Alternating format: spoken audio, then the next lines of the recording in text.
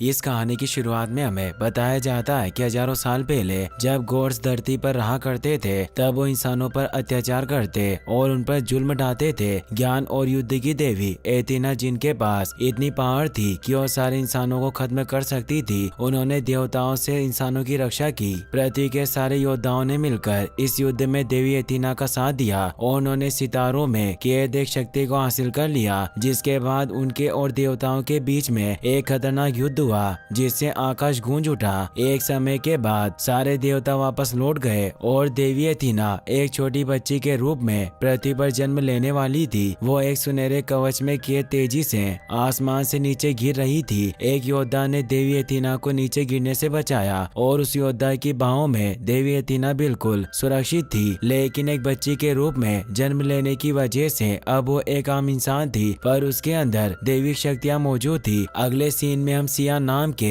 एक street fighter को देखते हैं जो फाइट से पहले अपनी सिस्टर की एक तस्वीर लेकर उनके बारे में सोच रहा होता है कि किस प्रकार वो बचपन में अपनी बहन के साथ फाइटिंग की प्रैक्टिस करता था और हर बार अपनी बहन से हार जाता था। एक दिन फाइट के दौरान सिया की बहन के लॉकेट से अजीब सी रोशनी निकलने लगी, जिसे देखकर सिया पूरी तरह से हैरान था और उसकी बहन ने उसे उस लॉकेट को छूने से मना किया। अगले ही पल सिया की बहन उसे एक कमरे में बंद करके बाहर आने के लिए मना कर रही थी, जिसके बाद सिया के घर में कुछ लोग आए जो सिया की बहन को अपने साथ ले गए और कमरे में छुपा हुआ सिया अपनी आंखों से ये सब देख रहा था। सिया अपनी बचपन की यादों में खोया होता है कि तभी वहाँ का बार ओनर केशश आ जाता है जो सिया को बुलाकर अपने साथ रिंग के पास ले जाता है और उसे फाइट के दौरान अपने अपोनेंट को बुरी तरह से मारने के लिए कहता है, क्योंकि अक्सर सिया फाइट के दौरान अपने अपोनेंट को नहीं मारता था बल्कि खुद को डिफेंस करते हुए किसी तरह मैच जीत जाता था, जिससे फाइट मैच देखने आए लोगों को बिल्कुल भी मजा नहीं आता था। अब फाइट होना स्टार्ट हो जाती है, लेकिन हर बार की तरह इस बार भी सिया खुद को डिफेंस करते हुए अपने अपोनेंट को डिफीट करके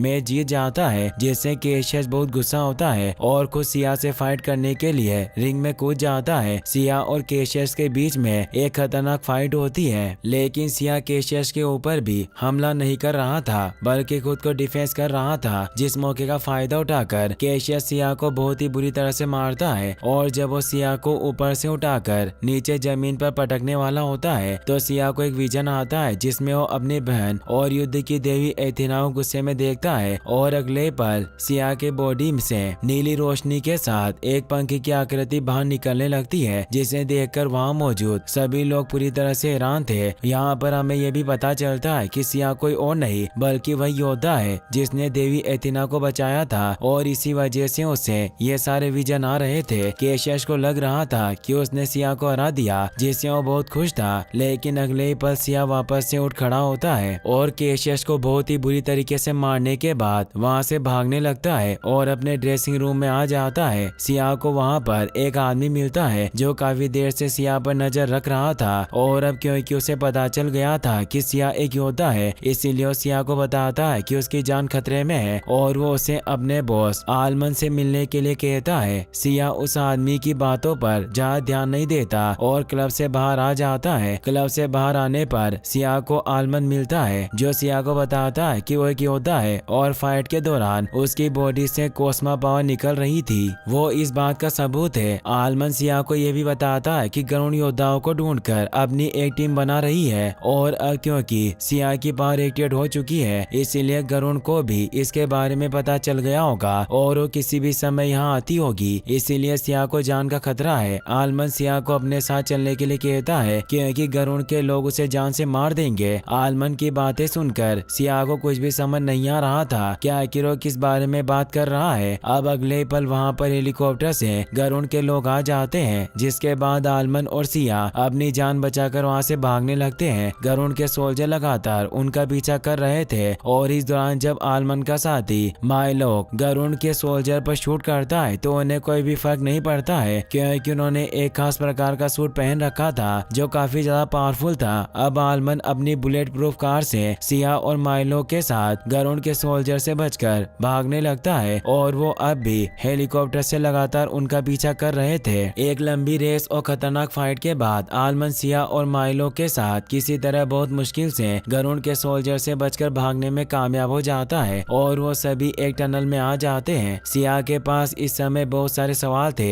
जिनका जवाब वो आलमन से जानना चाहता था, लेकिन आलमन के पास इस समय ज्यादा समय नहीं था क्योंकि गरुड़ के लोग किसी भी समय वहां आ सकते थे। इसीलिए आलमन का साथी सिया को पीछे से इलेक्ट्रिक शॉक देकर बेहोश कर देता है ताकि वो सिया को अपने साथ ले जा सके। बेहोश होने के बाद सिया को एक बार फिर से विजन आता है जिसमें वो अपने बहन पेट्रिसिया के साथ फाइटिंग की ट्रेनिंग कर रहा था और ट्रेनिंग के दौरान जब वो पेट्रिसिया का लॉकेट टच करता है तो उसके अंदर से अजीब सी रोशनी निकलने लगती है जिसके बारे में गरुड़ को भी पता चल जाता है और उसके सोल्जर सिया के घर पर आ जाते हैं। पेट्रिसिया सिया को बचाने के लिए उसे घर में छुपा देती है, लेकिन गरुड़ के सोल्जर पेट्रिसिया को अपने साथ ले जाते हैं। सिया को जब होश आता है तो वो खुद को आलमन के साथ उसके एडवांस शिप में पाता है। आलमन सिया को अपने साथ एक सीक्रेट लोकेशन पर ले जाता है जहाँ पर वो गरुड़ के लोगों से चिपकर रहता था। आलमन सिया को समझाता है कि वो एक योद्धा है और उसका जन्म देवी एथीना की रक्षा करने के लिए हुआ है। सिया को तब तक देवी एथीना की गरुड़ से रक्षा करनी होगी जब तक कि एथीना को उसकी सारी शक्तियां नहीं मिल जाती। सिया को आलमन की बातें समझ में नहीं आ रही थी कि आखिर वो किस बारे में बात कर रहा है और देवी एथीना कौन है। आलमन के घर में उसके साथ एक लड़की भी रहती थी जिसका नाम सिएना था। सिएना कोई और नहीं बल्कि देवी एथीना का पुनर्जन्म था और सिया को सिएना का ही गरुड़ से रक्षा करना था जब तक कि सिएना को उसकी सारी शक्तियां मिल नहीं जाती। अब सिया जब सिएना के साथ डिनर टेबल पर बैठकर डिनर कर रहा होता है तो अचानक से सिएना को दौरे पड़ना शुरू हो जाते हैं और उसकी बॉडी से काफी अधिक मात्रा में एनर्जी बाहर निकलना शुरू हो जाती है। सिया ये सब देखकर पूरी तरह से हैरान था और अब उसे भी आलमन की बातों पर विश्वास हो जाता है कि देवी एथीना की बातें सच है और सिएना ही देवी एथीना का पुनर्जन्म है। कुछ समय बाद सिएना पहले की तरह नॉर्मल हो जाती है और जब वो सिया के साथ होती है तो सिया को अपने बारे में बताती है कि किस प्रकार वो सालों पहले आसमान से धरती पर एक सोने के आर्मर में गिरी थी और तब आलमन और गरुड़ ने उसकी देखभाल की। गरुड़ वास्तव में आलमन की वाइफ थी, लेकिन गरुड़ को हमेशा से लगता था कि सिएना देवी एथीना का रूप होने की वजह से अपनी शक्तियां मिलने के बाद पूरी दुनिया को खत्म कर देगी। इसीलिए गरुड़ ने सोने के मैजिकल आर्मर की मदद से बहुत सारे खतरनाक वेपन बनाए थे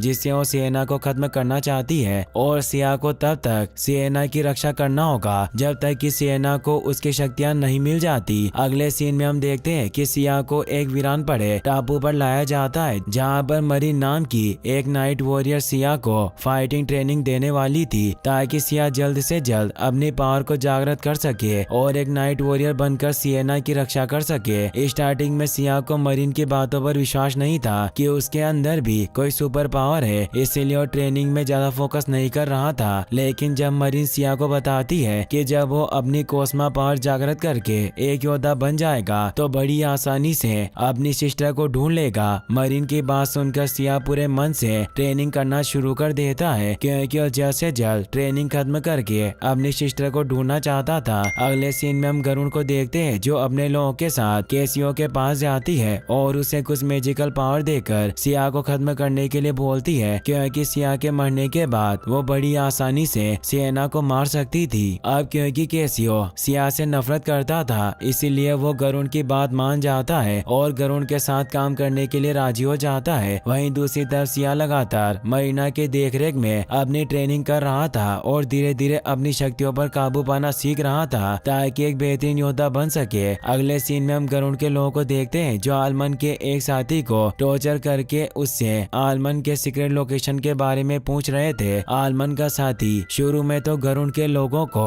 आलमन के सीक्रेट लोकेशन के बारे में बताने से साफ साफ मना कर देता है, लेकिन जब गरुड़ के लोग उसे जान से मारने की धमकी देते हैं तो अपनी जान बचाने के लिए उन्हें आलमन के सीक्रेट लोकेशन के बारे में बता देता है। वहीं दूसरी तरफ सिया ने मरीना के साथ एक मुश्किल ट्रेनिंग के बाद अपनी शक्तियों पर काबू पाना सीख लिया था जिससे उसकी लॉकेट अचानक से चमकना शुरू हो जाती है और देखते देखते सिया के सामने एक बड़े से बॉक्स में तब्दील हो जाती है। वो बड़ा सा बॉक्स टूटकर पेगासस नाइट के आर्मर में बदल जाता है और सिया की बॉडी के अंदर चला जाता है। यानी कि अब सिया के पास पेगासस नाइट की पावर और उसकी आर्मर थी जो इस बात की सबूत थी कि सिया अब पूरी तरह से एक योद्धा बन गया है। अब सिया को एक विजन आता है जिसमें वो देखता है कि बचपन में जब गरुड़ के लोग उसकी बहन पेट्रिसिया को अपने साथ ले जा रहे थे तो उस समय आलमन भी उनके साथ था। इस विजन के बाद सिया को आलमंड के ऊपर शक होना शुरू हो जाता है कि कहीं पेट्रिसिया को किडनैप करने के पीछे आलमंड का हाथ तो नहीं है। सिया इस सवाल का जवाब पाने के लिए गुस्से में आलमंड के पास जाता है। सिया इस समय काफी ज्यादा गुस्से में था और जब आलमंड का असिस्टेंट सिया को सच्चाई बताने की कोशिश करता है तो सिया उसकी बातों पर बिल्कुल भी ध्यान नहीं देता। अब वहाँ पर सियना आ जाती है जो सिया को अपने साथ वहाँ से दूर एक शांत जगह पर ले जाती है। सियना सिया को बताती है कि जब वो छोटी थी तो गलती से गरुण को जख्मी कर दिया था, जिसके बाद सियना के डैड यानी कि आलमंड ने किसी तरह उस आर्मर की कोस्मा पावर की मदद से गरुण को ठीक किया जिस आर्मर में सियना आसमान से नीचे गिरी थी। उस घटना के बाद गरुण को जिंदा रहने के लिए कोस्मो पावर की जरूरत पड़ने लगी, जिसकी वजह से वो दुनिया के अलग अलग हिस्सों से योद्धाओं को ढूंढकर उनकी कोस्मा पावर छीनने लगी ताकि खुद को जिंदा रख सके। स्टार्टिंग में आलमंड ने भी गरुण का साथ दिया और जब सिया ने बचपन में पेट्रिसिया के साथ फाइट ट्रेनिंग के दौरान उसकी लॉकेट को छुआ था तो लॉकेट के अंदर से निकलने वाली कोस्मा पावर पेट्रिसिया की नहीं बल्कि सिया की थी। उस घटना के बाद गरुण को सिया के लोकेशन के बारे में पता चल गया था, इसीलिए सिया की कोस्मा पावर छीनने के लिए आलमंड और अपने लोगों के साथ वहां पहुंच गई थी। पेट्रिसिया ने सिया को बचाने के लिए उसे छिपा दिया था और जब गरुण वहां पहुंची तो पेट्रिसिया को योद्धा समझकर अपने साथ ले गई, लेकिन जल्दी गरुण को पता चल गया कि पेट्रिसिया एक योद्धा नहीं है। पेट्रिसिया को पता था कि गरुण के लोग उस पर नजर रख रहे थे, इसीलिए वो सिया के पास लौटकर वापस नहीं गई ताकि सिया सुरक्षित रह सके और हो सकता है कि पेट्रिसिया आज भी जिंदा हो। सियना सिया को यह भी बताती है कि गरुण को लगता था कि वो पूरी दुनिया को खत्म कर देगी, इसीलिए वो सियना को मारना चाहती थी, लेकिन आलमंड को सियना के ऊपर विश्वास था, इसीलिए उन्होंने हमेशा सियना का साथ दिया और गरुण से सियना की रक्षा की। सियना और सिया आपस में बातें कर ही रहे थे कि तभी वो गरुण के एडवांस शिप को देखते हैं जो आलमंड के सीक्रेट लोकेशन की तरफ जा रही थी। सिया और सियना ये देखकर समझ जाते हैं कि आलमंड की जान खतरे में है, इसीलिए वो दोनों तेजी से उस तरफ जाते हैं। वहीं दूसरी तरफ आलमंड और उसके असिस्टेंट को भी पता चल गया था कि गरुण अपने लोगों के साथ वहां पहुंच चुकी है, इसीलिए वो अंदर आने का सारे दरवाजा बंद करने लगते हैं, लेकिन वो गरुण और उसके लोगों को अंदर आने से नहीं रोक पाते क्योंकि वो दरवाजे तोड़कर अंदर आ जाते हैं। गरुण और आलमंड के सोल्जर्स के बीच में एक खतरनाक फाइट होती है। गरुण और आलमंड जब आमने सामने होते हैं तो गरुण आलमंड से सियना के बारे में पूछती है। गरुण से कुछ समय बात करने के बाद आलमंड उसे समझाने की कोशिश करता है कि वो सियना के ऊपर विश्वास करे क्योंकि सियना कभी भी इंसानियत को खत्म नहीं करेगी। अब वहाँ पर सिया भी सियना के साथ आ जाता है। सिया और सियना को देखकर गरुण के लोग उनके ऊपर अटैक करना शुरू कर देते हैं और उनके बीच में एक खतरनाक फाइट होती है। गरुण के साथ केशव भी आया था जो सिया को मारने के लिए उसके ऊपर हमला करना स्टार्ट कर देता है। सिया भी बड़ी बहादुरी से केशव का सामना करता है क्योंकि अब उसकी ट्रेनिंग भी पूरी हो चुकी थी। और वहीं दूसरी तरफ आलमंड का असिस्टेंट माइलो गरुण के लोगों से फाइट कर रहा था। सिया केशव के सामने ज्यादा देर तक नहीं टिक पाता है क्योंकि वो अभी अपनी शक्तियों का अच्छे से इस्तेमाल नहीं कर पा रहा था, जिसकी वजह से केशव उसे बहुत ही बुरी तरह से मारता है और सिया घायल हो जाता है। वहीं दूसरी तरफ अब आलमंड भी समझ गया था कि वो गरुण को नहीं रोक पाएगा, इसीलिए वो घर में ब्लास्ट करके गरुण को मारने का फैसला करता है, लेकिन इसका कोई भी फायदा नहीं होता है क्योंकि गरुण सेफली वहाँ से बचकर निकल जाती है और वो सियना को भी किडनैप करके अपने साथ ले जाती है। सिया गरुण को सियना के साथ वहाँ से जाते हुए देख रहा था, लेकिन घायल होने की वजह से वो कुछ भी नहीं कर पाता।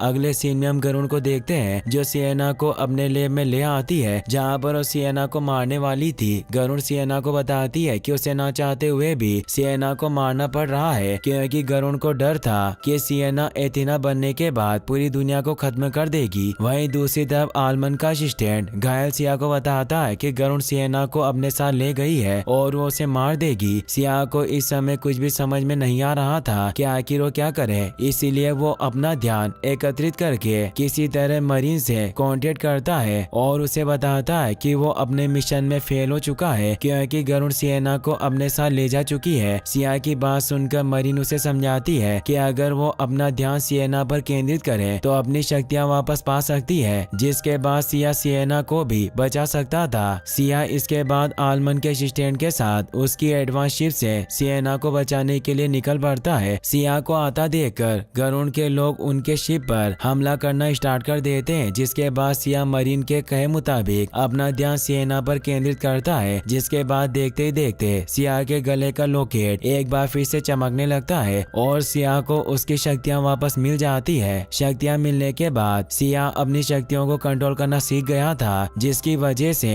अब वो पूरी तरह से एक योद्धा था। सिया गरुड़ के सोल्जर को बहुत ही बुरी तरह से मारता है और जब केशव सिया को रोकने के लिए आता है तो सिया केशव को एक ही बार में डिफीट कर देता है। केशव ये देखकर पूरी तरह से हैरान था कि आखिर सिया उसे एक ही बार में नॉकआउट कैसे कर सकता है। वहीं दूसरी तरफ लैब के अंदर गरुड़ सिएना को मारने के अपने प्रोसेस को शुरू कर दिया था, जिसके दौरान सिएना को काफी ज्यादा दर्द हो रहा था और वो बुरी तरह से तड़प रही थी। सिएना को तड़पता हुआ देखकर गरुड़ अपने लोगों से सिएना को मारने के प्रोसेस को रोकने के लिए कहती है, क्योंकि वो सिएना को तड़पते हुए नहीं देख सकती थी। गरुड़ का एक आदमी नीरो गरुड़ को डेथ प्रोसेस बंद करने से मना करता है, क्योंकि वो चाहता था कि सिएना मर जाए। गरुड़ के समझाने के बाद भी जब नीरो अपनी जीत पर अड़ा रहता है तो गरुड़ अपने लोगों को नीरो को मारने का आदेश दे देती है, जिसके बाद नीरो देखते देखते अपनी शक्तियों को जागृत करना शुरू कर देता है। नीरो कोई और नहीं बल्कि फिनिक्स नाइट योद्धा था, जो अपने असली रूप में आने के बाद देखते देखते एक एक करके गरुड़ के सारे लोगों को मार गिराता है और फिर इसके बाद सिएना के पास जाकर उसकी बॉडी के अंदर से गोल्डन आर्मर की पावर एजो करना शुरू कर देता है, ताकि वो पहले से भी काफी ज्यादा पावरफुल बन सके और पूरी दुनिया पर राज करे। अब वहाँ पर सिया भी आ जाता है, जिसके बाद सिया और नीरो के बीच में एक खतरनाक फाइट होना शुरू हो जाती है। सिया जहाँ एक पेगासस नाइट योद्धा था, वहीं नीरो एक फिनिक्स नाइट योद्धा था, जिसकी वजह से उन दोनों के आपस में लड़ने की वजह से काफी ज्यादा मात्रा में एनर्जी रिलीज होती है, जिसकी वजह से आसपास की बिल्डिंग डिस्ट्रॉय हो रही थी। वहीं दूसरी तरफ लैब में गरुड़ सिएना को बचाने के लिए सारे कंप्यूटर और मशीनों को